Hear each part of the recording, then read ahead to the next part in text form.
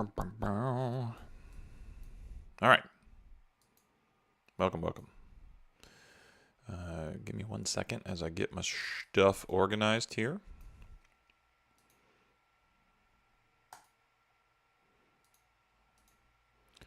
I got the live chat going.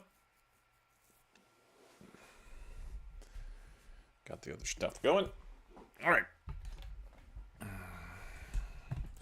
Got a little hour break. So it's time to do a little designing. What you'll notice over here in the panel is thanks to Shane, I do like the idea of modeling this current design for roles after Shadow of the Weird Wizard. I love that game. I played it with some buddies. The character selection options are redonkulous, and it's a lot of fun to kind of do that mixing and matching. And to be honest, I think in the last live stream we were talking about, I was just writing random things down, and I happened to write down, multi-classing, quote unquote. And Shadow of the Weird Wizard kind of solves that. You don't feel like you need to multi-class because you've got so much optionality that as you're leveling, you can, in essence, multi-class, right? Like you can be a warrior first level or a novice path warrior, but then you end up with necromancy mastery path. So it's like you can make some weird stuff. So that's what we're going to do. But to start, I need to hone in on what is a warrior. I know that sounds like a really weird thing, but I want to approach this from sort of first principles. And I'm going to do this for the warrior. I'm going to do it for the rogue, the zealot, or quote-unquote priest, and the mage. So I went through and I gathered data. I went through and I wrote down sort of what are the things that warriors get in different systems at like first and second level. And so we're going to go through and kind of highlight some stuff, analyze some stuff. I think that I have my... I've been using Notion for this. This is sidebar. I don't like it. I used to love Notion, but it just feels so slow these days. So that's really annoying. Anyways, and I think it's because they added all this other like AI features and all these things that I don't really need. But it's resulted in it being so much slower, and that's annoying. Okay, so what do we got? We've got 3E, 4E, and 5E, Dungeons and Dragons. And for the most part, there's not like a lot of craziness going on here, right? You've got armor proficiencies, weapon proficiencies.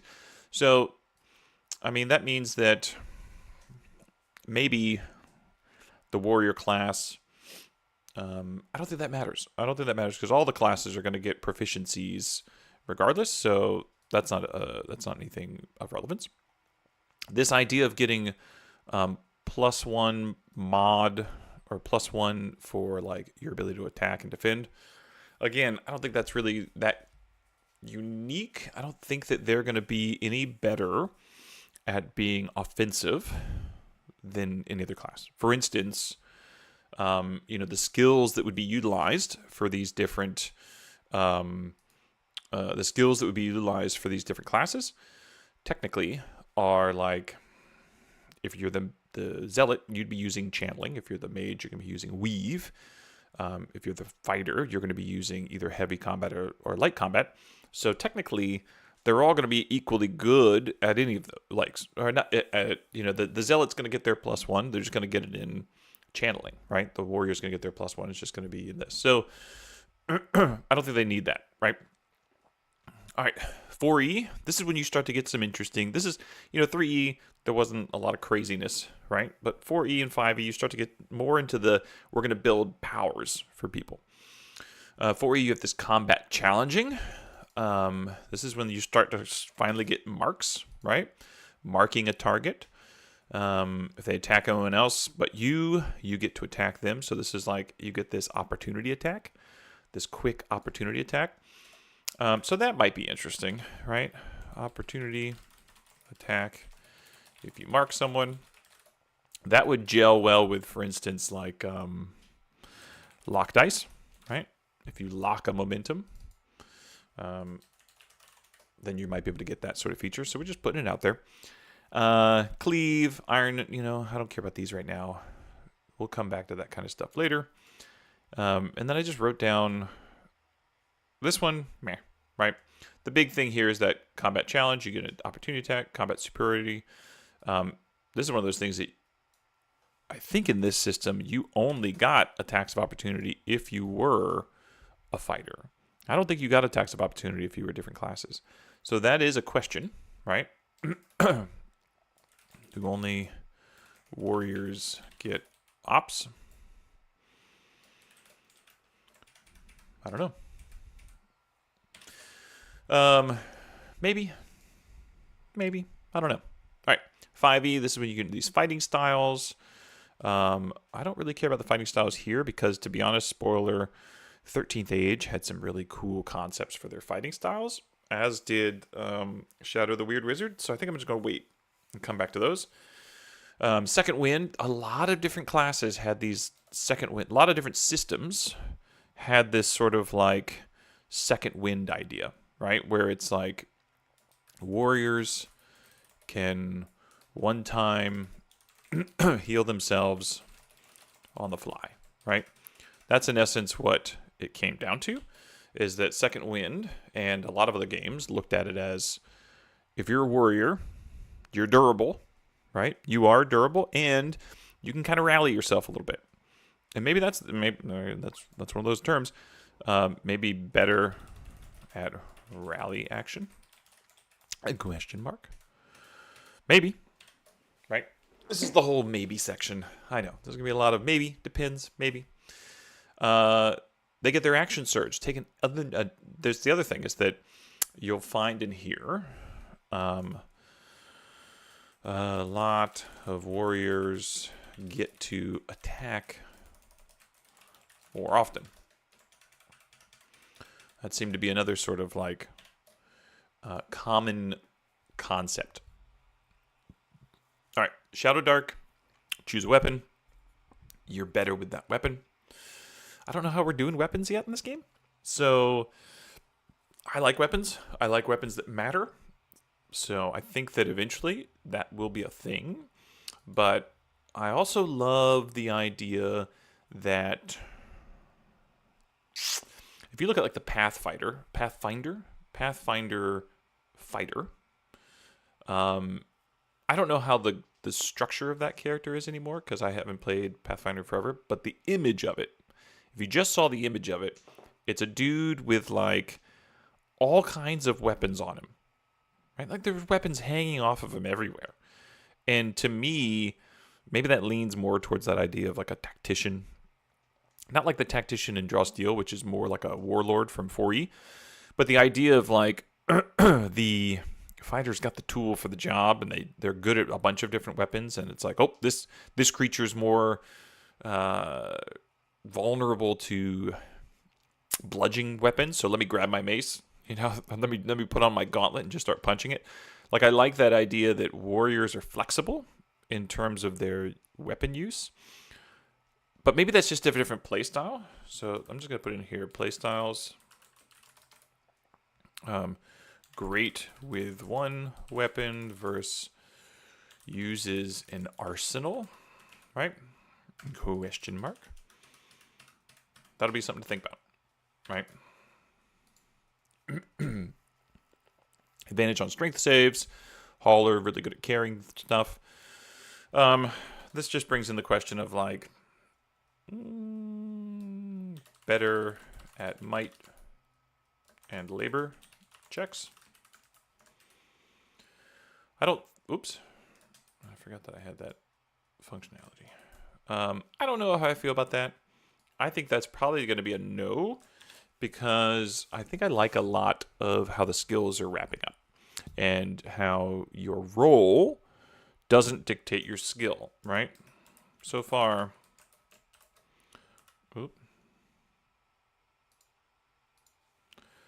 roll, let's do it this way. Roll, oh gosh. My hotkeys are different for Notion than it is for Obsidian. Roll doesn't dictate skill. That's kind of how it is so far, which I like. I kind of like that. Whoop, 10 minutes behind, catching up. Do your thing, Shane. Catch up. I've already cursed your name, so beware that.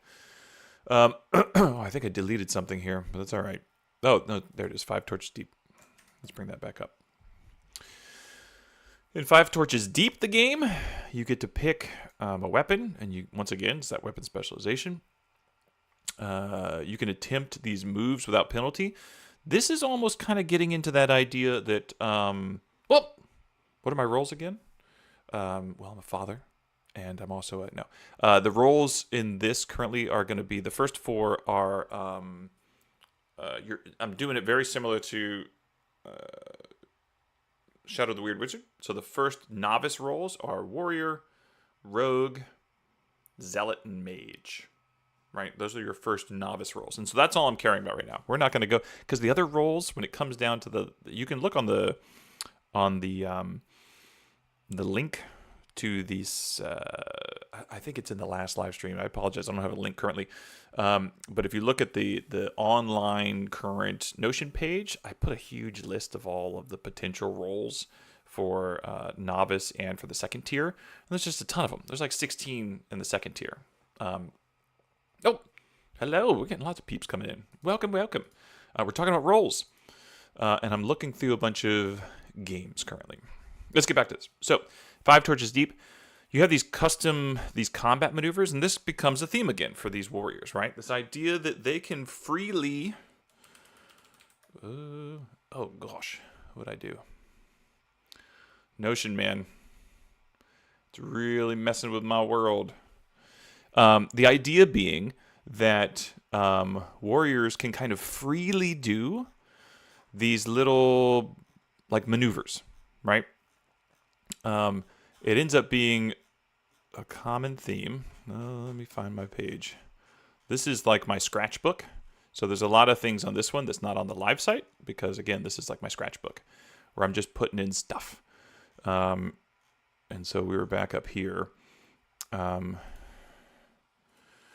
idea being they get these free maneuvers. And the one I think I like this a lot in is Dungeon Crawl Classic. All right, Dungeon Crawl Classic has a very thematic way of doing this. And so let's just see. Let me write this down. Can freely do certain maneuvers.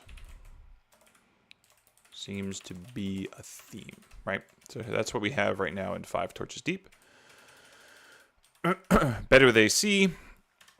Yeah, I mean, that makes sense. So maybe, but we already know we're doing this, right? We already know we are setting base defenses based on roll, right? So you're going to have a base defense that's better, and you're going to be choosing probably might and dex as some of your primary attributes. So that's going to boost up your body defense anyways. I heard about Weird Wizard. So far, I love that system. It is good. Haven't got a group to run it because my group really into Pathfinder 2e right now. Hey, I get it. That's always the deal, right? The GM always, we've got plenty of games we want to play. We don't get to play them all. Indomitable. So this is like the free save. I like that, right? There is a nice thing about having a warrior. If we think about a warrior and they're durable, right now we've got this idea of, I think it's a tit for tat though, right? Either you can get a quick heal, or you can get an auto body save. Because I don't think at first, if this warrior is sort of your novice rank, you're probably not going to handle both, right? You're probably not going to be like, because then you're never going to be killed. Because odds are also, let me put this in.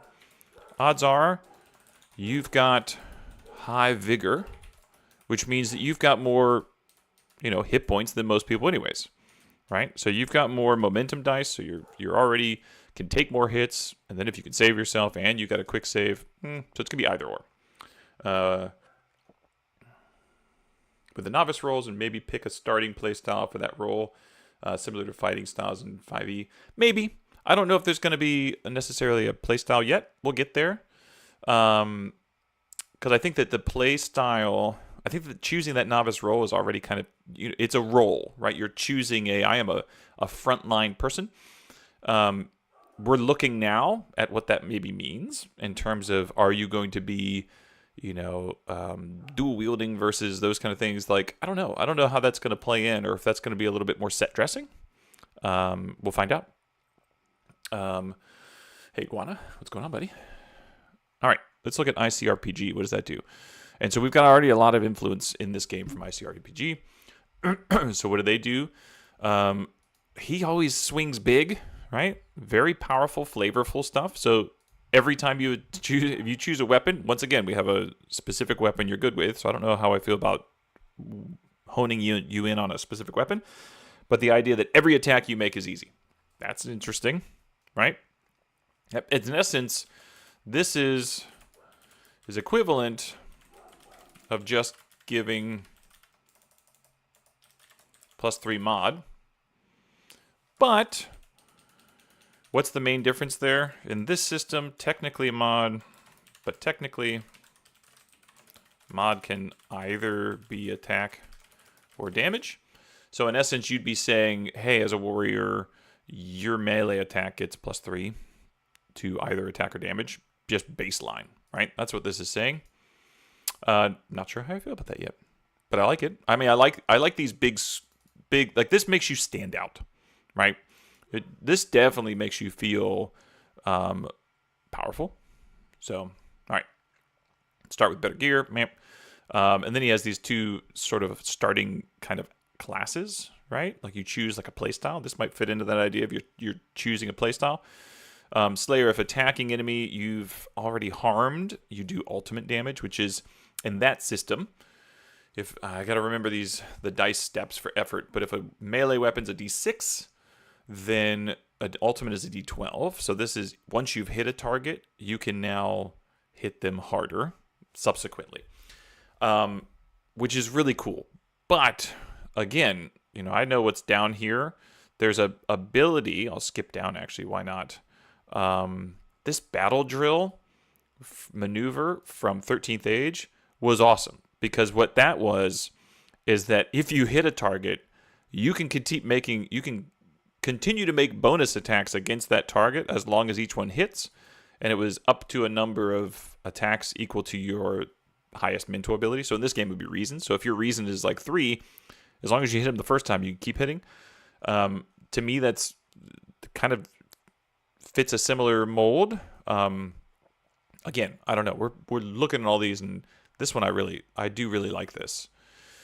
Defender, you grant a close ally your armor, and that ends up being another theme, right? Another theme for the warriors is warriors can protect their buddies who are close. That seems to be an option. Very, very much laid out throughout this entire sort of like list of games. I've seen that you have played some Cosmere RPG. I'd wonder whether you're going to have the focus resource for Marshall as well. So I have not played Cosmere yet, but I've definitely read a ton of it. There's not going to be a focus resource, but a lot of the things you can do with the focus resource is going to be available with the meta currency that's in this game. So this game uses momentum, which is also your health, which kind of does a lot of random stuff. And that, you can use it like in Cosmere, you could graze. You can use your momentum to graze as well. Like there's going to be some similarities, because I agree. I think that some of that focus meta currency is awesome.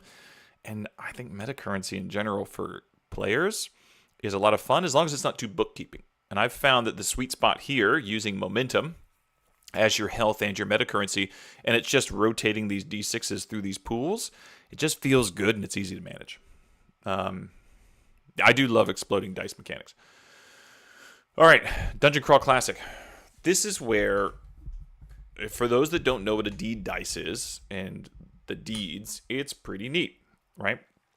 So what Dungeon Crawl Classic does is you have this deed dice, which pretty much, instead of just getting a flat bonus, and I like this idea, instead of getting this sort of like flat bonus like ICRPG, where ICRPG says, hey, you've got +3 no matter what, the deed dice says you get a D3, or you get a D4 when you get more powerful, but you get a D3, and now you would roll that whenever you roll your other dice, and that then can be used either bonus attack or bonus damage, right? So that's nice. I like the randomization of it. So again, you're just a little bit better.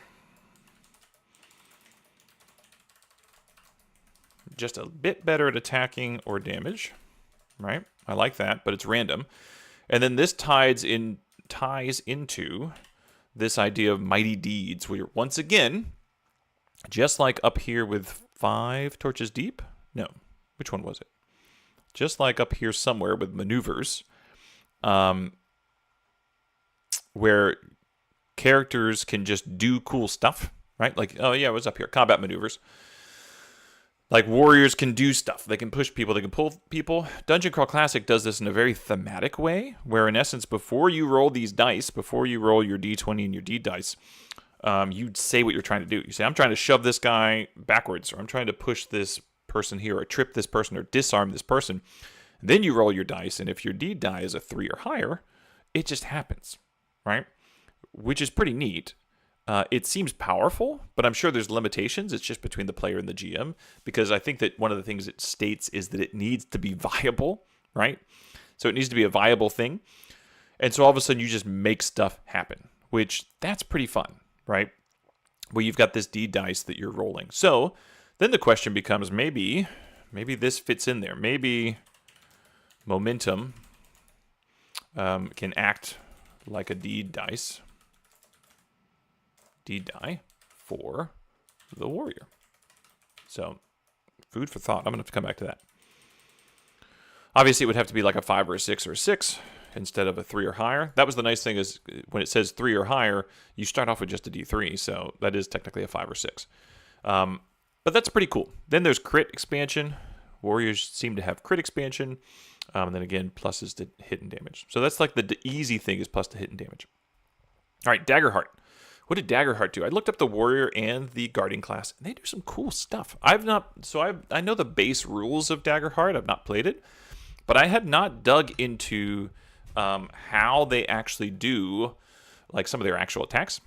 So it looks like, again, here's another game where attack of opportunity is a little bit more warrior centric, but it seemed, I believe, that not only could you just do attacks, but you could like choose for that target not to move. You could deal specific damage, right? So you just do the primary damage of your weapon, which to me that sounds kind of like what was it in Draw Steel, where you had your free attack damage, right? Like there's just a base number where it's like, oh, instead of me rolling, if I've got an opportunity attack, my free attack damage is 3, so just do 3 to it, right? So that's always nice because it speeds up the math. And so this is a cool idea where instead of attack of opportunity, you can either move with them, you can do damage to them, or you can make it so they stop moving. So that's a little bit of control, battlefield control, which is nice. Combat training, you get bonus damage equal to your level. Courage, roll a fail, gain a hope. This was neat, right? So this, I like this one a lot because this gets into that idea of we like moving the momentum, right? Anytime we move the momentum around that little dial in between those different pools for a player, it feels good. So this idea of gaining a hope, that's gaining a meta currency. So failing at something and moving momentum sounds cool, as long as it is not often, right? Because otherwise, because again, momentum is your health. So if you're able to just kind of cycle that as much as you want, then you're not going to die. And so it can't be, that would be unfun. Crazy idea here, but what about a customizable D die using a Lego? I love Lego die.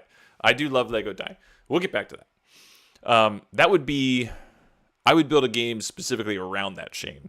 I don't think I'd plug that into here, because I think that for here, I think we already have our base crazy customized mechanics, and anything we add on that, I don't like. There's some cool stuff in 13th Age in terms of extra dice, but it's an extra mechanic, and it's just a question of, do I want to go there, right? But we'll get there.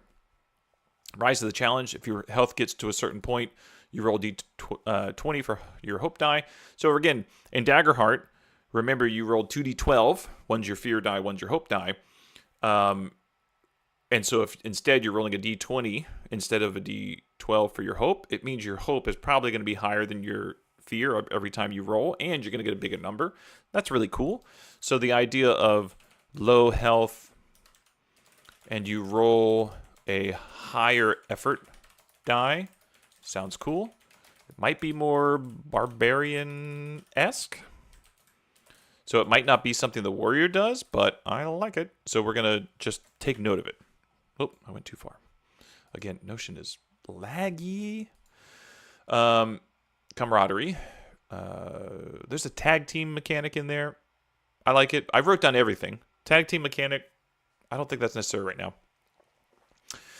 All right, you get an extra D6 instead of hope that you can spend then and roll for your attack or damage. Okay, so this was adding a meta currency. So hope was a meta currency into itself, and in this sort of subclass, you instead of getting that, you get D6s. This is already what momentum is. Momentum is already D6 pool that you have, and you can do stuff and add to stuff. So not relevant. Extra damage die when you weapon damage. That was an interesting thought. So the other thing is, does the warrior roll advantage on their weapon effort? Right? That might be one of those simple little things. I'd have to do the mathsies, the little mathsies on it, to see if it's just way too powerful. But, you know, mechanically right now, let's say your effort's a D8, right? You're going to be rolling D20 and a D8. D20, and it's fast, because in essence, I'm rolling this, and I know my modifiers, we're going to say my modifier is 4. I roll this. You know what? Yeah, that's fine. I roll this. I got a 10 and a 5. 10's on the D20. I know that my stat, I got to get a 12 or higher. So in this scenario, I'm going to have to put the modifier on the D20. So this would be 5 damage, right? 5 damage. Now, the question is it that much more difficult to roll a second D8 if you're the warrior? And then just doing that quick math, I missed. No chance of hitting anyways. I roll this. It's a hit. I got a 7 and an 8. I take the 8 and I add the 4, so I got 12 damage. That's fast, right? So that might be fast, and that might feel really powerful. But you're a warrior, right? So maybe your melee should feel that way. We'll see. The question is, like, you know, it's one of those things where in other games, and so let's go on a tangent here real quick. When these games are giving warriors pluses to attack and pluses to damage, I think that part of the assumption is that other classes have to attack melee-wise at some point in time. Like if you're a rogue or you're a cleric even, like the cleric's not going to be casting spells every round, so they have to attack with something occasionally. So that means that if you're going to do that, the design of your game probably means that your other classes have to just do basic attacks occasionally, right? So you probably have to design your... so the question being, like, I don't think you see that kind of thing in 4th edition, for instance, right? 4th edition doesn't have the warrior gets an extra damage die because all the classes kind of got flatlined a little bit, meaning they all had at-will abilities that were all good. So therefore, it was just theme, right? The warrior was doing thematic things and pushing people around, but the damage output was viable, like somewhat the same. Unless you were like a striker, you know, if you were like a rogue or a ranger, yeah, you maybe did a little bit more damage.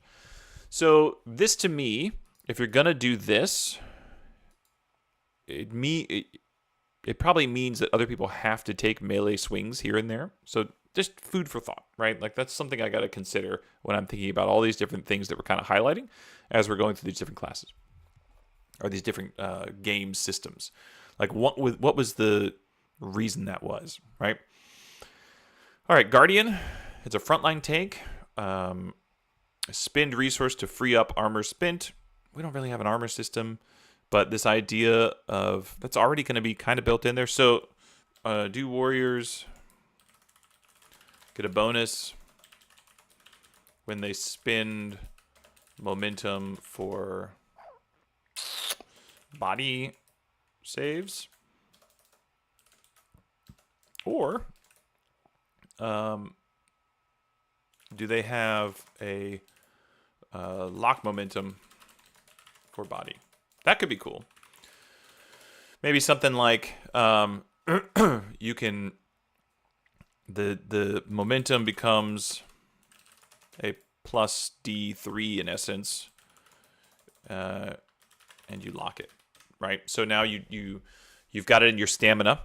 So I got 1 momentum in my stamina. I roll it. It comes up with a 3, right? Which means that that's technically, if this were D3, that would be a +2. So I just move it over to the 2, and I put it in that lock position.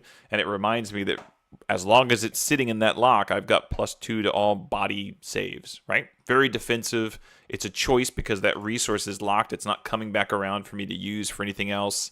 That's kind of neat. That would make me feel combat capable.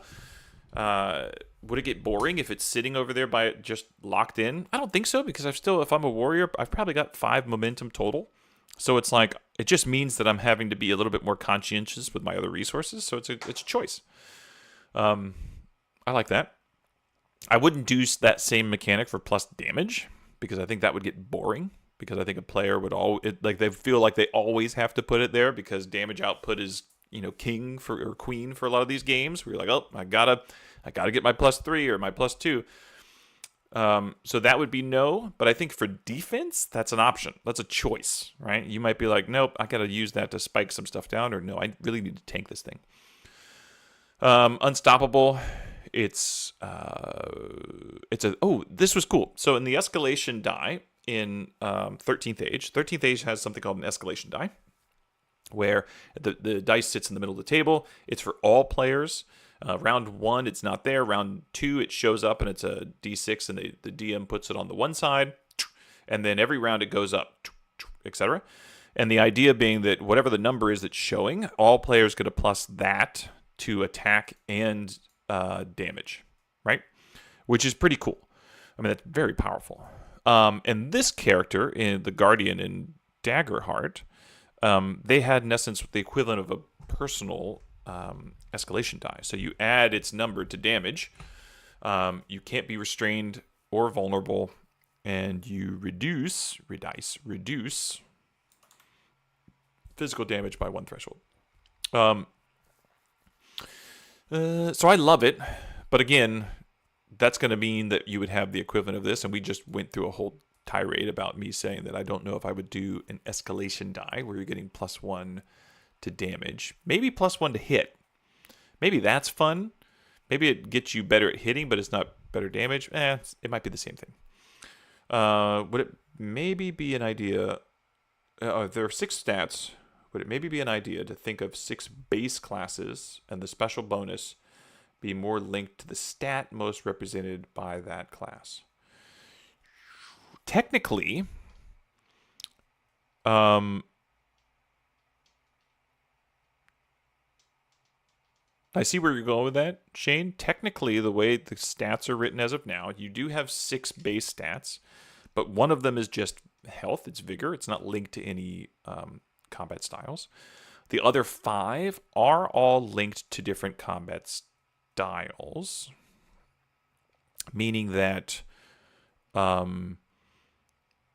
might is linked to heavy combat, agility is linked to light combat, instinct is linked to ranged combat, reason is linked to weaving, which is sort of casting, and your presence is linked to channeling, which is sort of like godly health type magic, or like holy magic.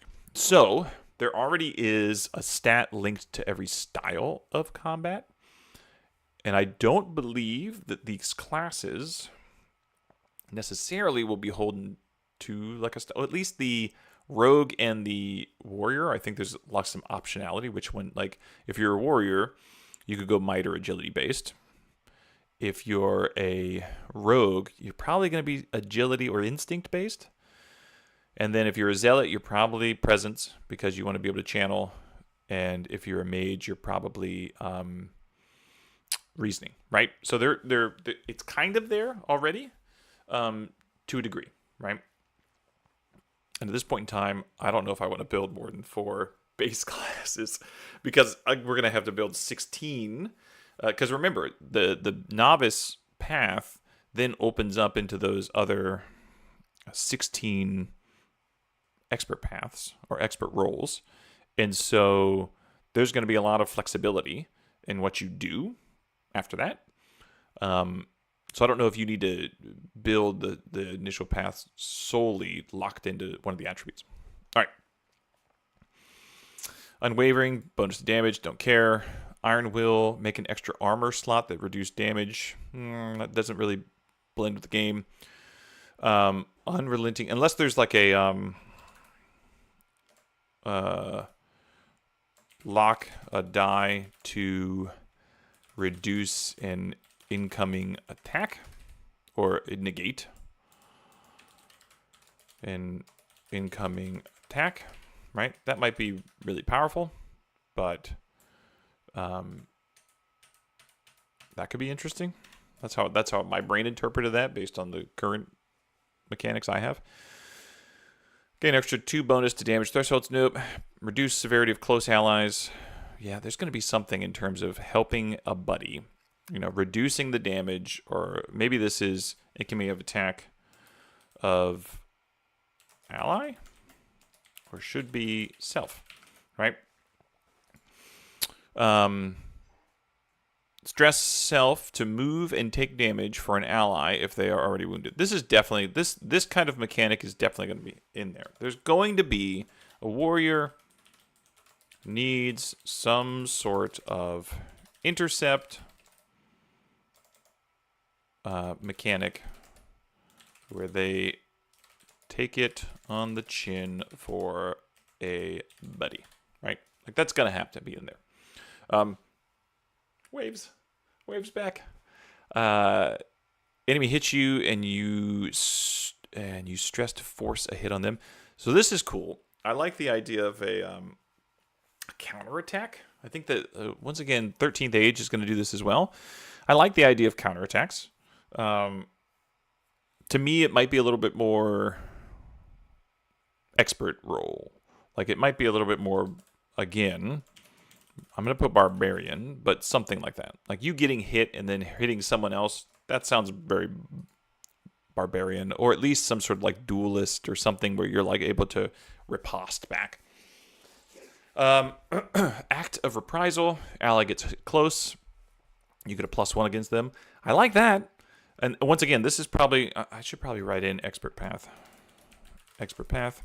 I like the idea of expert path where you get stronger at attacking those who hurt your buddies.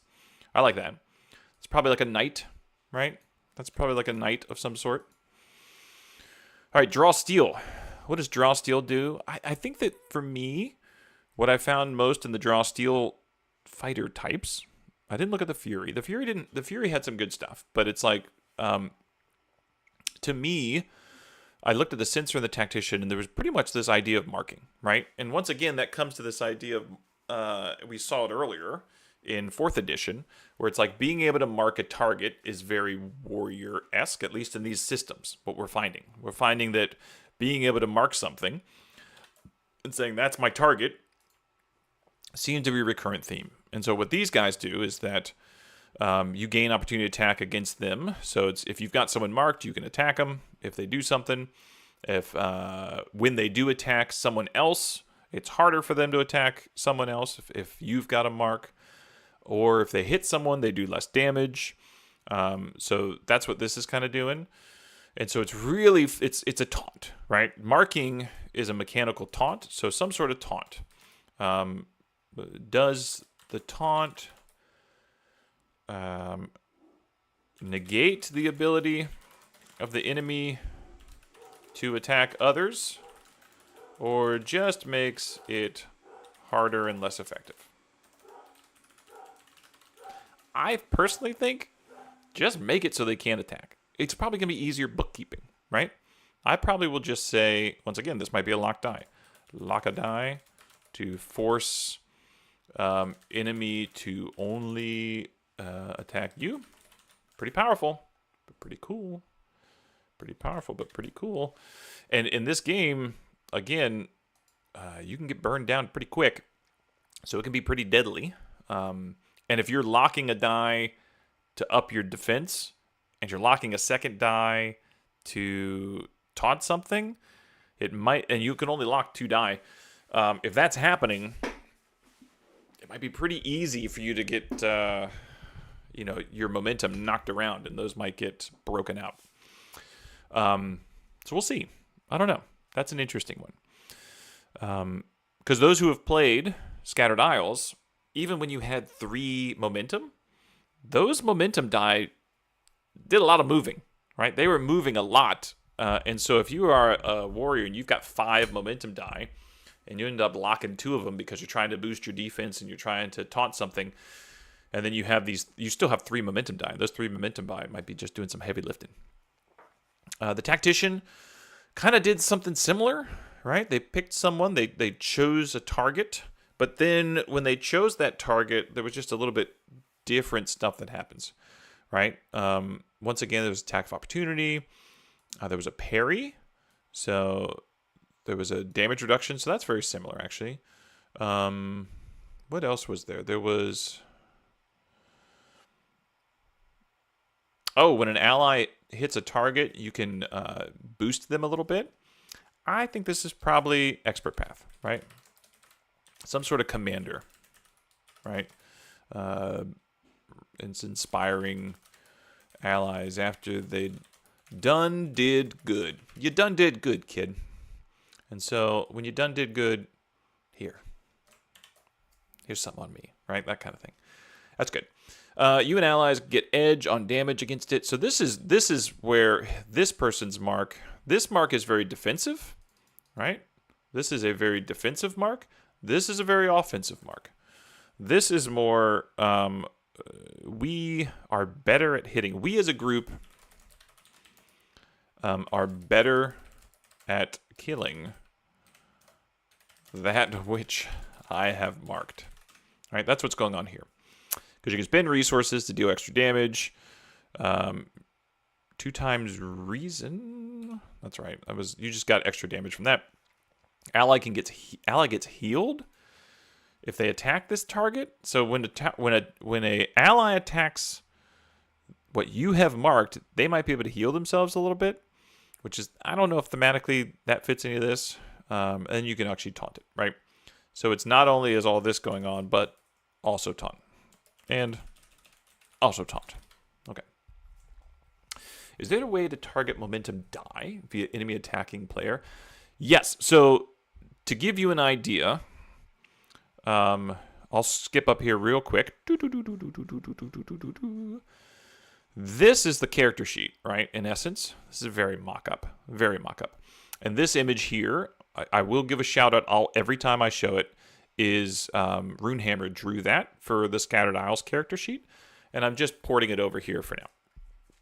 In essence, say you're a warrior, and you've got 5 momentum. Those 5 momentum start here in stamina, okay? At the beginning of your turn, you can move one of those momentum die over, let me make sure you can see my mouse. They start here in stamina. At the beginning of your turn, you can move one of those momentum die into power, or if you have one already in fatigue, you can move it from fatigue to stamina, okay?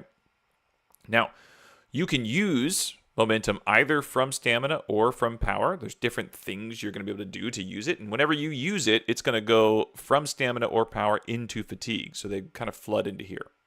And it's only the beginning of your turn, or if someone does something to heal you, that you can move them out of fatigue into your stamina, right? The other place they could go is they might move over here and they get locked. And you just sit them there. Now, every time you get hit, every actual time an enemy hits you, you have to take either a stamina or a power and fatigue it. So anytime you get hit, you're having to move things into fatigue. And if all of your momentum's sitting in fatigue and you get hit, that's when you get knocked out. And you can get back up pretty quickly, but usually if you get knocked out, you get like an injury or something. right? That's when you get these lasting injuries. So to answer your question, can enemies target momentum? Yes, that's all they target. Your momentum is a combination of your ability to do cool stuff and to keep standing, right?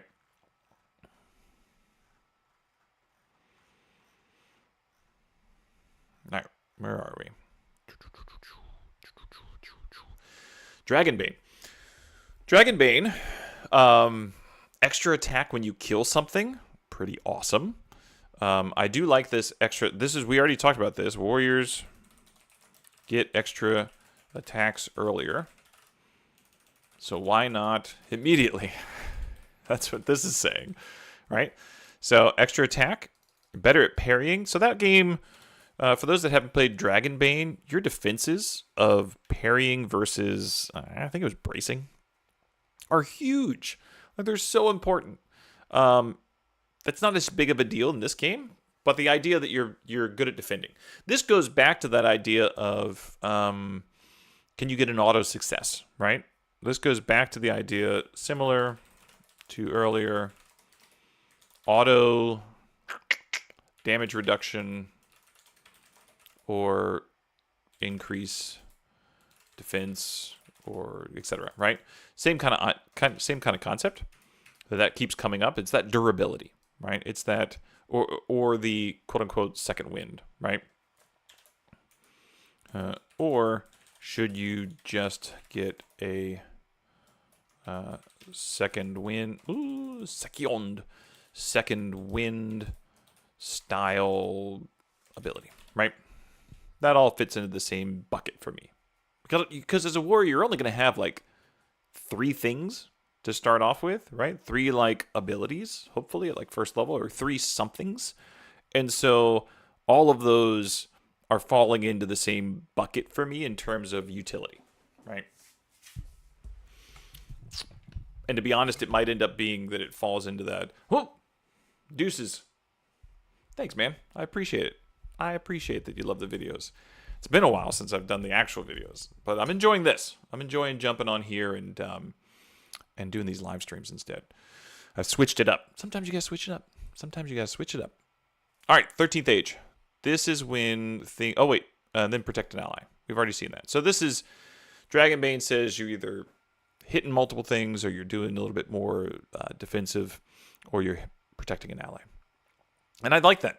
Those 3 might be. We talked about you might end up with 3 like core things to start with, and those might be the 3 core things, right?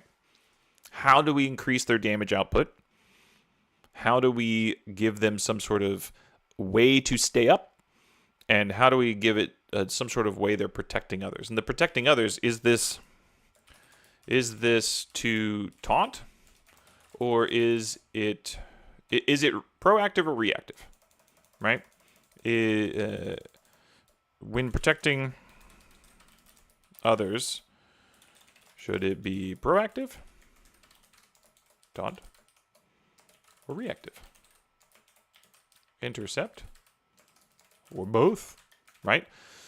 In my brain, which is the only brain that I have knowledge from currently, in my brain, the proactive might be stamina. Maybe they've got both of them, right? And reactive is a power, right?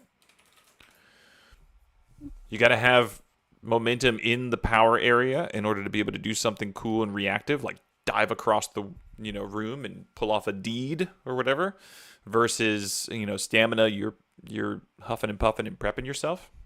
I get that. That's interesting to me. That scratches a nice little symmetry itch in my brain. The wrinkles are wrinkling. All right, 13th Age.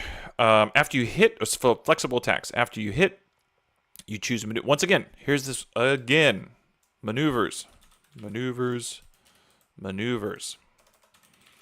And this goes back to that idea, like, we talked about on a live stream recently how Vagabond has those really tasty little building blocks for spells, right? Really, really tasty little, I've got my mana points and I can spend them to change the shape of the spell, or change the distance of the spell, or increase the damage of the spell. to me, that is for the warrior, these maneuvers that we keep seeing is the same kind of concept. So, need to be stamina building block concepts or power, right? I think we're going to get there. I think we're starting to see what are the potential building blocks that end up kind of culminating in this. All right, heal yourself. Yep, we've already seen that. We've already seen that they're more durable, and now we get into the stuff. So in 13th Age, you get 3 different talents or different types of fighting styles, and then you get these maneuvers. And some of these are really neat. So bow fighter, I wrote a bunch of these in where some of these aren't relevant at all, right? So bow fighter, not relevant. If you kill a target, attack another one, we've seen this, right? The extra attack.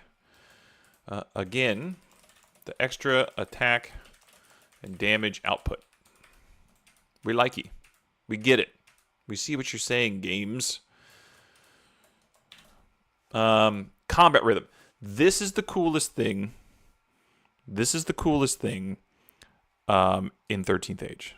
I'll say it again. This is the coolest thing in 13th Age. I love stances, right? I love the idea of stances. I've never really gotten it grooving 100%, but I love the idea of stances. And in 13th Age, they have these ideas called combat rhythms, where what happens is all these different maneuvers down here that you can choose from, they have different keywords, whether it's an offensive maneuver or a defensive maneuver. And in combat rhythm, if you take this talent as a fighter or warrior, you end up with a coin, like a token. Whatever that token is, you have it. And the one side is offensive and the other side's defensive, right? Okay. When you do an offensive maneuver, you then flip that coin to the defensive side. Because in essence, what it's trying to say is whenever your combat rhythm is you constantly flux between offense and defense, right? You're kind of in and out, in and out. So whenever you use a maneuver, you have to flip that to the opposite side.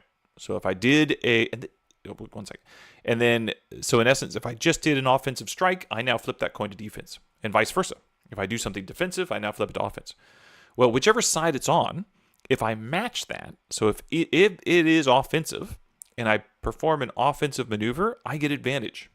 But it flips, right? So now I can't just keep stacking offensive abilities. This, to me, is, if you've ever heard, I've probably talked about it a ton, but the Archmage from Warhammer, the video game, I've talked about it before.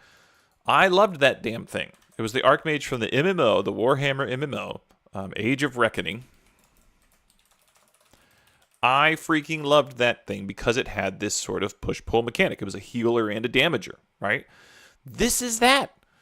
This is a very smooth way of doing that, where you're saying, you can be awesome at any moment, but you got to time it, right? So you have to time it appropriately. You can say, this round, I'm going to do this defensive fighting ability, and then I'm going to come in. And that's what's cool is that, for instance, one of these maneuvers, I'll skip down here. You've got this maneuver called defensive fighting, where you gain plus defense after using this until your next turn. So that wasn't the one. There was another one that was, the Grim Intent. This was technically defensive, if I recall. Grim Intent. If you miss with this attack, you gain a weapon die for your next attack, right? So it's like, you can set it's a defensive ability, but now you're going to be offensive, and you're going to get advantage, and you're going to get double weapon die. Ugh, that sounds delightful. Something I've been wrapping my head around is a good attack roll causing a surrender before rolling damage instead of just killing an opponent. Well, that's interesting. Like a morale hit. My question would be, could you just thematically make it? Because I know that a lot of people will do, they can just say whether the damage was lethal or not. And depending on the game, whether it's a hit point or if it's just some sort of imaginary resource, that could be your morale and your stamina and all wrapped in. So it might not be as satisfying, but it could be that it's more thematic in nature. But that's an interesting question. That would to me say that whatever game that is that you're talking about, Woozle, has a ton of morale, other choices and morale mechanics built into it. I thought rather than have the auto success for what you are good at, you have the option of rolling 2d10 less swingy to your skill. What's the auto success? What are we talking about? Auto success? Did I say auto success earlier? Like an auto defense? Like, I don't remember. I might have. I don't know if I said it or not. Counterattack. Once in an encounter, target misses you and you make an attack back at half damage. That's nice. So that's, once again, we're going to have, we probably need to take a note somewhere else. I'll just write it right here. Right in the middle. People are like, Trent, don't do that. Don't just, I do what I want. Let's say, so far, if we're going to have just 3 things, if this fighter has only 3 things, they would be some extra damage output, whether that is consistent or what's the other word? Either consistent or burst, right? Consistent being like extra constant, or extra constant. Consistent being extra constant damage. Extra damage bonus all the time, versus burst being extra attack or big bonus, right? Occasionally. So we know that. We know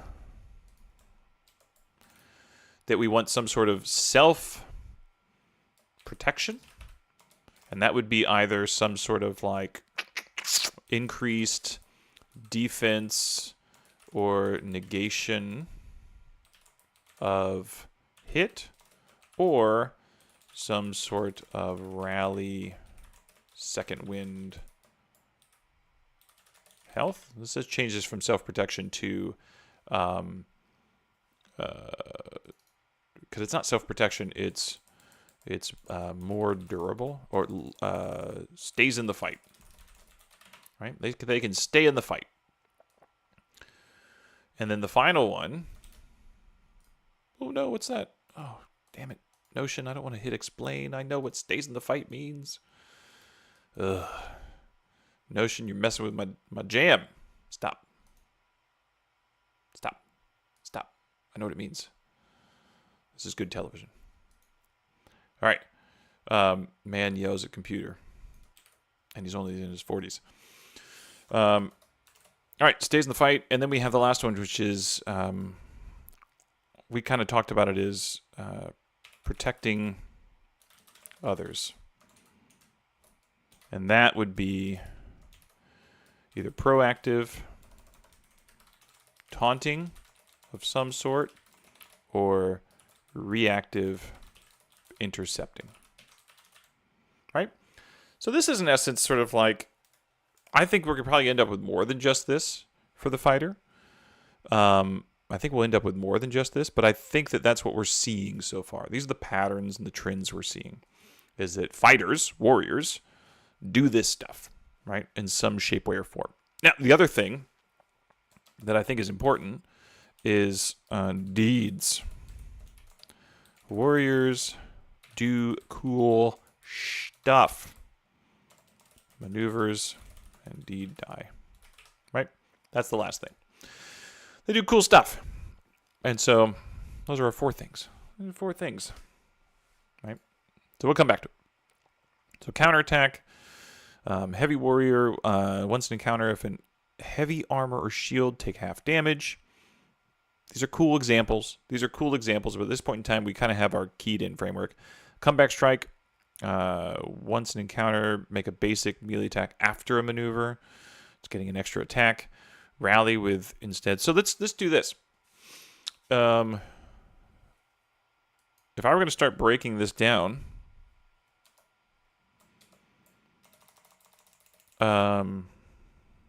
extra full attack is probably a power.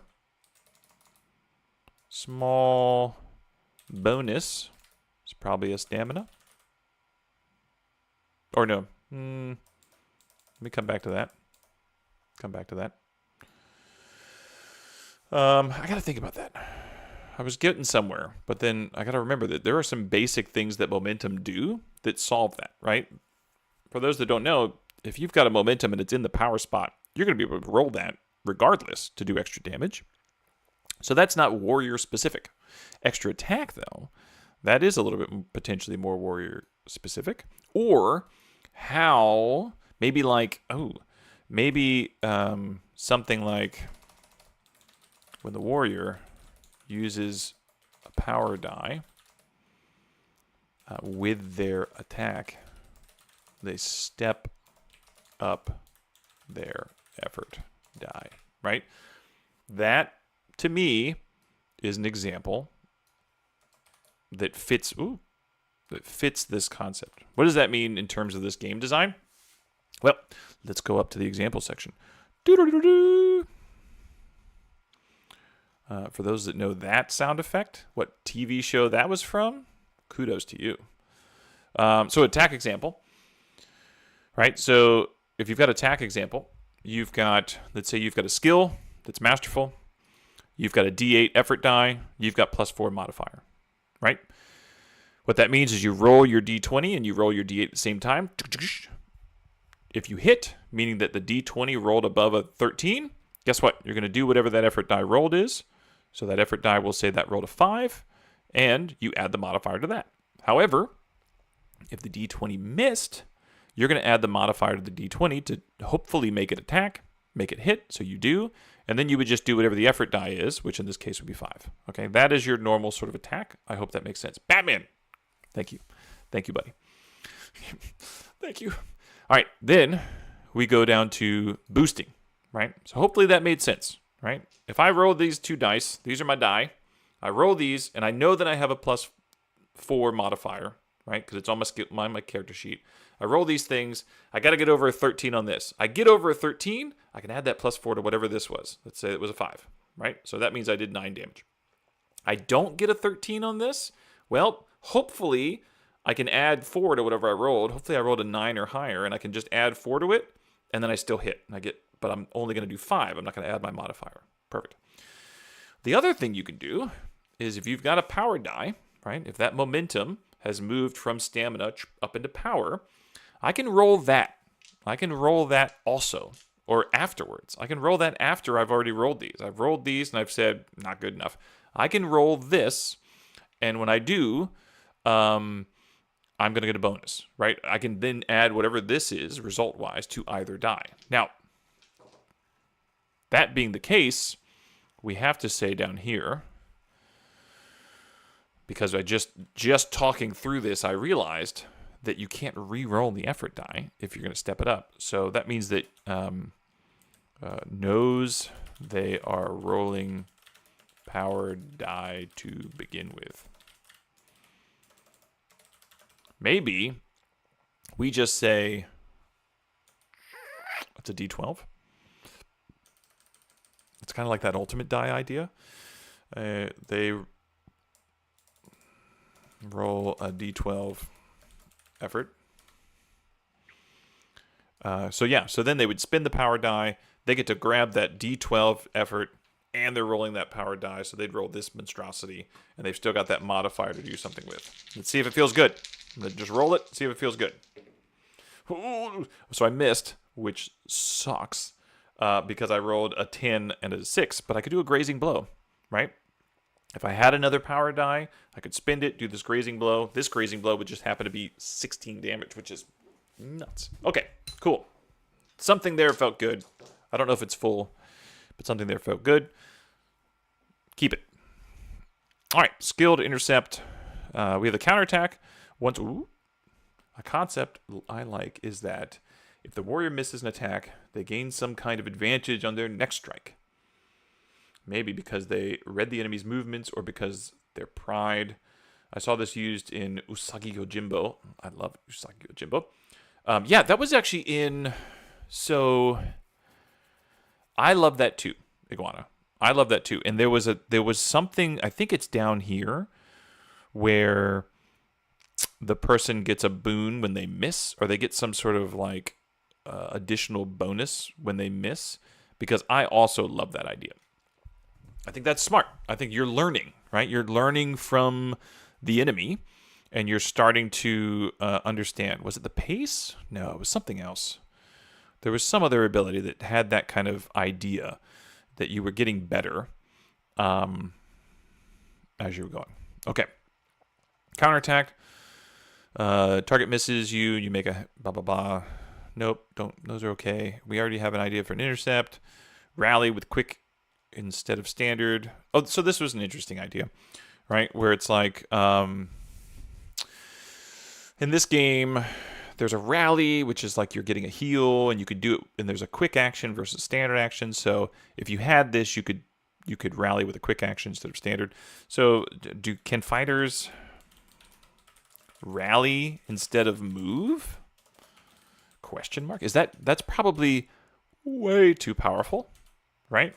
It's way too powerful, but it's interesting, right? It's interesting. Let's put that in the stays in the fight category. Ugh.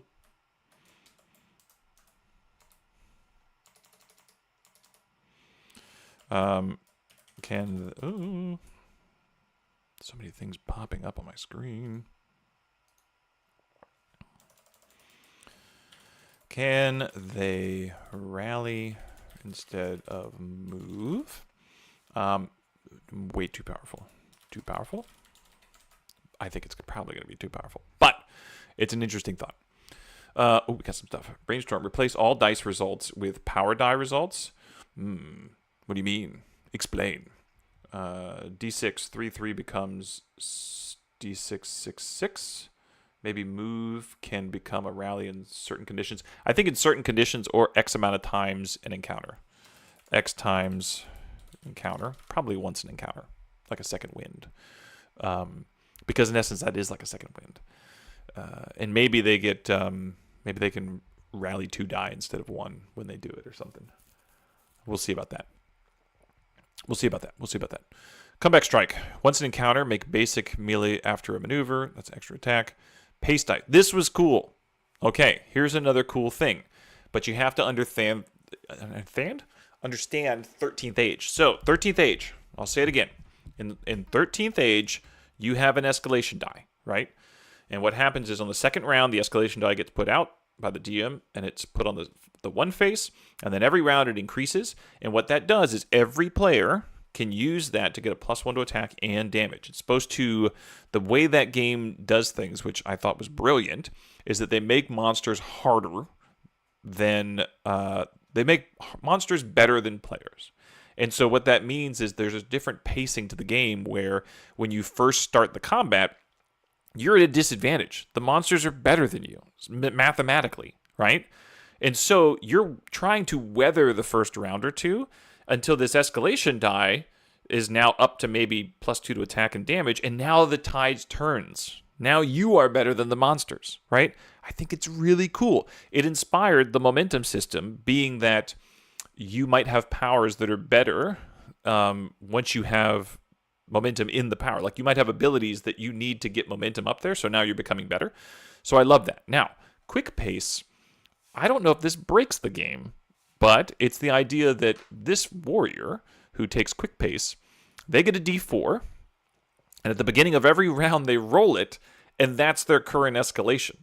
It's a really interesting idea, right? It's a really interesting. I thought it was a cool, clever twist on a mechanic for this game because it solves a couple things. One, it makes it so that warriors, we've seen throughout all these games that warriors get typically like an extra plus to hit and damage.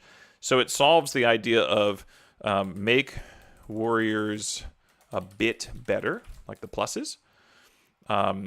But, however, it makes it also swingy.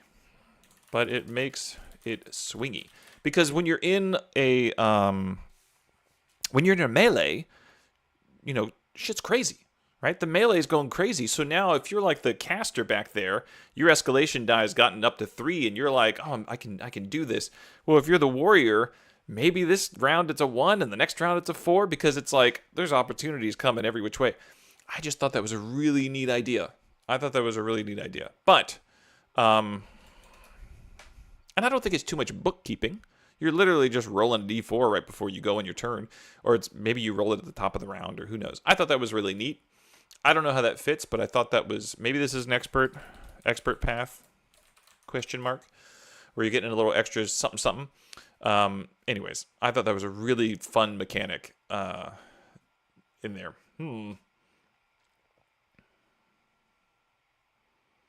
Yeah, the +1 as you keep going, you get extra +1 every round. That's the escalation die, but that was also in. There's something in here. We'll find it. Oh, it's this. This is what I'm thinking of. This makes me think of what you were talking about. User FM9KM1Q is carve an opening. This is every round. Your crit range reduces 1 until you get a crit. So if you imagine round 1, your crit range is 18 to 20, because it could probably be that. Well, if you didn't crit, it's now 17. You didn't crit next round, it's now a 15. That's really cool. This is really neat to me, because then it means that it's like you're due for a massive hit at some point in time. You're due. Now, what I don't know is, it does say, it says each round it gets better. So it's not like if you get 4 attacks in one round, it's going to go down to a 16. But this, to me, might be a little bit, I don't know. This is a great question of the group. Like, what do you think's cooler? Every time you miss a target, you're getting a +1 to hit them until you finally get your hit? Or every time you're in combat, every round, you could still be hitting. That's the cool thing, is you could still be hitting. But if you didn't crit, your chance of getting a crit are higher. That's really tasty. That's really tasty to me. Makes more combat cinematic. We'll definitely be looking into it. Yeah, it's really neat. It's a really cool concept that you're at a disadvantage to start the combat, and the escalation die builds. Thanks, man. I appreciate that, Dice Anvil. I really do. I get a lot of inspiration from others, so hopefully I'm just paying it forward. I have to change the username, huh? It's all good, user. You're going to be user from now on. Any other user that jumps on, they're dead to me. You're user. All right, resilient. When target hits, you gain plus AC against the target next attack. That goes in this category of, protecting, staying in the fight, right? This is, does your defense increase defense, or negotiate? But that's an interesting idea. Maybe you've got maybe can lock locked dice that build, right? We talked about you have a locked dice, and that locked dice is getting you some sort of bonus to defense.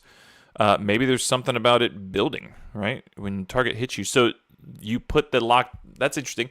So you lock a die, but if the target happens to hit you, when hit, you can step that puppy up, right? That's fun. That makes me feel good, because, again, remember, when you got hit, one of your other momentum got moved. So it's like you're still at a disadvantage in some way, but it is nice to be able to say, all right, let me just move that up, boop, and now my body is a little bit higher. Again, I think it would only be a D3 bonus. I don't think it would be a D6. Maybe it'd be D4. Maybe it could go up to 4 max. But that's an interesting thought. Ooh, getting close to time. Crits feel better. Yep. Okay. All right. I'm with you on that. I agree. So let's get down to that one in a second. So let's see. Dice, steppy, uppy, in locky. Sorry, I'm getting a little talking out loud to myself for a while. It gets there. All right, battle drill. This is a cool concept. So these maneuvers in 13th Age, some of these are from the 2nd edition, right? So the 2nd edition, I don't know what stage it's in, but I was in the you could sign up for their alpha or beta, and you just get the PDF or the Word doc in essence. But some of these are awesome. So all of these might be awesome. So battle drill. If you hit, you keep making attacks, bonus attacks, against that target as long as you hit equal to your highest mental ability. So this could be instinct or reason, right? In essence, what we're saying is you on a hit, you can keep attacking the same target as long as you hit up to your reason or instinct attribute. That's really cool because that might be to oops. Oh god, what did I do? I did something. All right, that might be to me one of the more fun ways of doing this top one, right? Maybe that or this. They're both really fun. They're both really cool. But to me, that's really fun because you get to roll more, right? Rolling dice is fun. Right? Rolling dice and pressing your luck is fun. Maybe is there a drawback to it? I don't know if you need a drawback. Not everything has to be like press your luck, right? Maybe you could have like maybe, well, let's do this. I'm not going to say it again like that. Maybe if you go one above your attribute, you are at, I don't know, half defense. That's extreme. But the idea being like, you can go one more, right? You can get one more attack. But if you do, you're now vulnerable, right? So vulnerable is you are now vulnerable. Vulnerable is a condition. So maybe you could. That might be a lot of attacks, though, right? That's a lot of attacks potentially because you could have a fighter who's like, I'm going in on this, and they've got like 3 reason and 3 might, and those are the only 2 stats they gave a crap about. And next thing you know, they're getting 3 attacks. So there's going to be some sort of, you got to pay in, got to pay to play in some way. But I love that ability. We already talked about this one, Carve an Opening, which is your crit modifier just gets better and better. This is no notes. No notes. You had me at crit. It's awesome, right? I love it. I love it. Defensive fighting. Gain a +2 defense after using until your next turn. Don't care right now. I think we've got some other stuff going on. Even though this is still like this combat rhythm. Ugh, I didn't write anything. Come back here. At some point in time, I got to come back there and think about stances, right? I got to think about what that means to me. And will it be stances? I think I'd like them, but we'll see. Grim Intent, if you miss this attack and you gain a weapon die for your next attack, that's cool. That's kind of in line a little bit more with what user was talking about. No, it was Iguana. That's probably a little bit more in line with what Iguana was talking about, but it's more damage, whereas Iguana was talking about better proficiency at hitting, right? Which I think is, to me, that's like a duelist. So I think that Iguana, I'm gonna put notes in here because I do like that idea. Get better at attacking a target as the duelist. Expert path, expert roll. Right? +1 each round. Or something, right? I like that. Get to add con to modifier if you miss. There could be something cool. There could be something cool with like expert class that adds vigor to their heavy weapon combat, right? I like that. I like that idea. That person's going to hit like a Mack truck. That's probably like a Vanguard type person. Gauge their style. Gain a +1 to AC. Okay, this was neat. All right, here's another neat one. This is wild. So, in essence, you pick an enemy, right? So, meaning what that means is it's like, say you've got, 4 orcs attacking the party, and 3 of them are like, I don't know names of stuff. Maybe like 3 of them are marauders and 1 of them is an orc captain, right? Well, you can choose either the marauder or the orc captain, but when you choose marauder, it means every marauder because they all have the same fighting style, right? That's what this is saying. You're gauging their style. And if you remember, this is a maneuver. So if you use this as your maneuver, you then say, all right, I've got a +1 to defense against all those marauders. And if I keep using it every round, I can get up to a plus whatever my mental attribute is. right? But it's against that enemy. That's kind of cool. Kind of, but it stacks. So usually the idea is, I think that favorite enemy is, I don't think it keeps building. Like, I think that you just pick I agree with you. It's like you pick orcs, and I'm better against orcs, and you get like a bonus. But this is like, the more you use it, the better you get against them. That's kind of neat. I like the idea of it building up.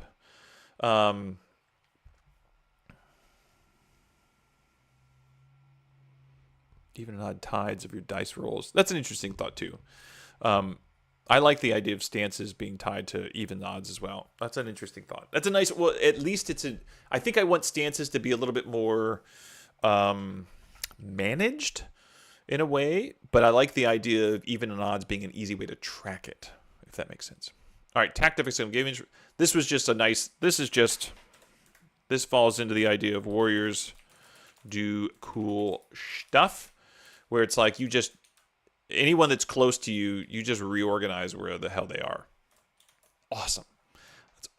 That's so fun. Because if you've got like a flanking mechanic in your game, and it's like we're all close together, and on my turn I go, I'm going to use this maneuver. It means I don't attack anything potentially, unless I've got that ability where I can make an attack after I can do a comeback strike, or once an encounter I can make a basic melee attack after a maneuver. Well, guess what? I'm going to use my comeback strike, and I'm going to use tactics of engagement. And now I'm going to just pick all the people up, and we're all now surrounding these guys, and I'm going to now hit. That's fun. That's fun. Oh, God. Warriors do cool stuff. Let's see.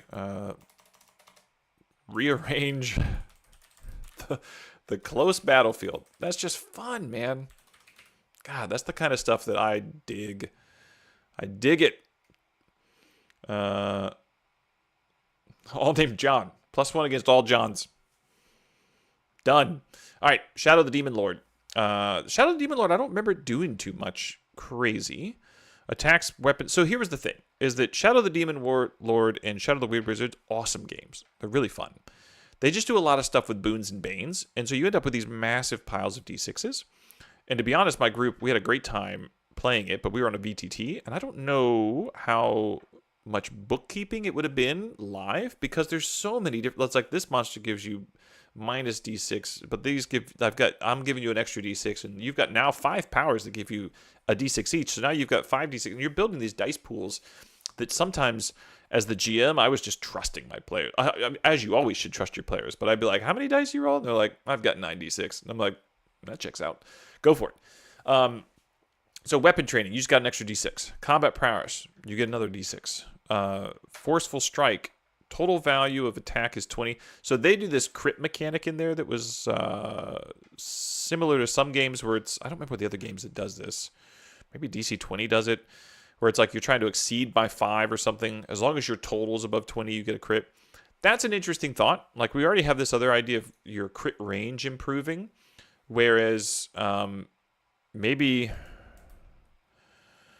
do warriors crit when the dice total for the D20 is over 20, right?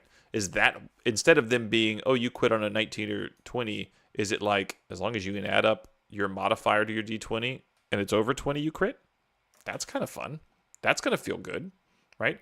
I like the crit lowering every round more, because I think that's just neat. But this also probably feels good. And there's a second wind. You got a heal.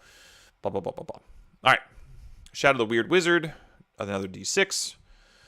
Advantage on damage rolls. This was another thought. I think we already mentioned this already, right? We already mentioned it and we built it in. The idea of, or we didn't yet, but like, do advantage on damage rolls? Or an effort damage? That's a nice way of doing it too. I thought we talked about it at one point in time, but we decided to do a different die. But I did talk about it, and we wrote it down up there. That was early in the pod. It was like an hour ago. All right. So we like that. Second wind. This is nice too. The idea of getting second wind, like you get a heal, but you also put a bane. Like, so so it's a combo, right? So it doesn't have to be either or. So let's go back up here. And let's say also doesn't have to be either or. Could be you get a rally and better defense. Right? Thank you, Shadow the Weird Wizard, for putting that in my brain. All right. Then there was a bunch of different styles of fighting. All of these. Oh, we got stuff happening. No, that's right. PF2, Pathfinder 2 was the one that it was if you crit when you just get above a certain number. That was 100% right. How big are the damage dice pools in your system? They're not big. It's just it's the damage size, right? But what happens is that technically it's very much the ICRPG system, right? Where you're going to have a different die size, potentially doing a certain amount of effort. So you might have a D10 or it might be a D20. And then you're going to have a modifier, which might be like +3 to +5. But your momentum, when it's in the power, you can spend as much of it as you want to roll to add to your damage, your effort. You just have to remember that once you use it and you roll it, it goes into fatigue. So you can get some big hits, but then you're gassed. And so you do that when you feel like I'm going to be safe for a round to potentially rally and get better. Because if I do that and another enemy has a turn and they're standing right next to me, there's a chance they're going to knock me on my face, right? So it's a risk. There's a lot of risk reward in the using of your momentum, which was by far the most fun thing that we had in Scattered Isles when we were using that mechanic. And that's why I'm taking that mechanic and just bringing it in here and just building. This is nice. And this is boring. Nice but boring. Nice but boring. Double modifier. It's nice. I'm not saying it's not. But it's boring. Could be a stamina block. Stamina block. Okay. Increase health and defense. Mark a target. They get a bane. Blah, blah, blah. All right, Dungeon World. We've only got like 3 more. So many. Dungeon World. Bin bars, lift gates. This is okay. You're better at that. Signature weapon. Again, I don't think I'm doing a signature weapon thing. I like some flexibility in weapons. We'll find out. I have no idea. We haven't built the weapon system yet, right? It might be super simple or it might be a little complex. Advanced moves. You get an extra D4 damage. Even though we talked about it was nice to have that sort of like that D die or that extra damage, like extra small damage die? Question mark? No, we don't need that. We did the power die. What am I talking about? The momentum die is extra damage when you want to use it. I keep getting caught up in that because I don't want you to have. Oh, I get to roll this D4 and then I can stack that on if I want to. Use the momentum die. Armor slowly can tank for you, then it can break. Okay, Mythic Bastion Land is a whole thing, right? Let me go down to Black Hack real quick. Black Hack, you have Shield Bash. When attacked, you roll Defend and can hit back. Dealer of Death. This is a big mechanic. Like, this is a whole game kind of mechanic. And this is, in essence, you have a D6 pile of D6 as a warrior equal to your health die. And you get to just distribute those out as things you're attacking. This is very fast OSR damage dealer. I don't think we're going to touch that. Mythic Bastion Land, though, has some interesting stuff. I see. Defense, exhaust, and roll your power die. Any damage that exceeds results, your roll is halved. Defense, exhaust, and roll your power die.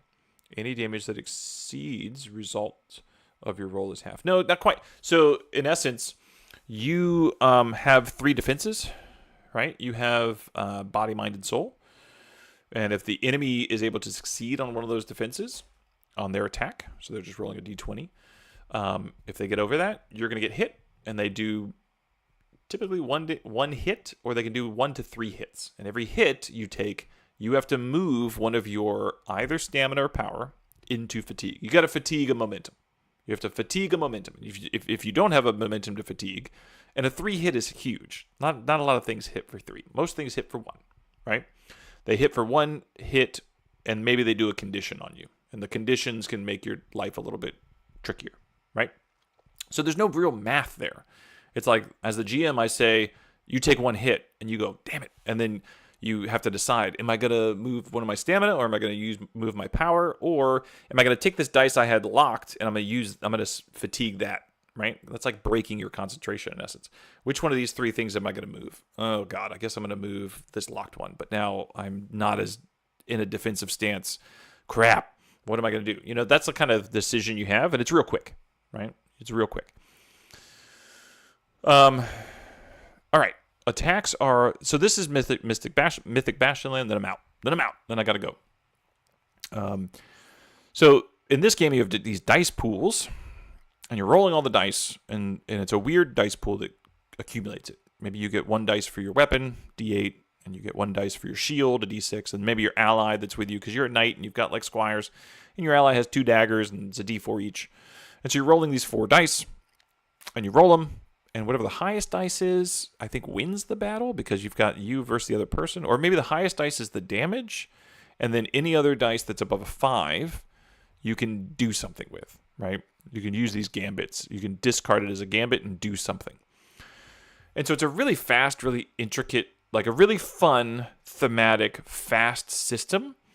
But the coolest thing that it has is it has these feats, which the main thing is that these feats are like very powerful. I've not played the game. This is all off of watching Quinn's Quest. In Quinn's Quest, he went into this deeply. But the idea being that you need these feats to turn the tide, and the more you can use these feats, the better. Because if you can use a smite, you can do big damage. If you can use a focus, you can add more stuff. Like you can manipulate the battlefield. And if you can deny, you can keep yourself from getting hit. But if you want to do any of these, they require a check. And if you ever fail the check, even once, you can't use a feat ever again until you rest. But like the rest of that combat, you can't use it. That is stress beyond stress. So I wrote this here, not because I know what I'm not going to do anything with it at the moment, but I wanted it there so I could think about it. Because I think that mechanic, that is a real push your luck. Now, I think that the momentum system already has that kind of built in. You've got a little bit of that. Do I want to spend all my momentum now, but I'm going to be fatigued? So I like that that's already kind of built in there. So I don't think I need to mess with this. I don't think I need to take this and kind of like push it in. But the one thing I do think, and you do have this idea down here where to do something really cool, you might lose a die. You discard one of your die. And so that might come back somewhere into this system, right? There might be a way that you discard a momentum, like a momentum gets moved off of your character sheet for you to continue to do something. I just don't know where yet. That might come in. I have my strength until I keep my cool. There are recharges, so we call it a rally. So if we're talking just pure momentum system, at the beginning of your turn, you prepare, and whenever you start your turn, you're either going to move a die from your stamina into power, or from your fatigue into stamina. And that choice is, am I making myself more of a badass, like there's more action potential, or am I making it so that there's less of a chance I'm going to get knocked out? Like that's the decision you're making at the beginning of your turn. And then as an action, you could rally, which is in essence just moving a die from fatigue to stamina. So technically on your turn, you can get 2 die. When it becomes your turn, you might not be doing much. You might be just running and taking cover and hiding, but you could end up taking 2 fatigue and moving them into stamina.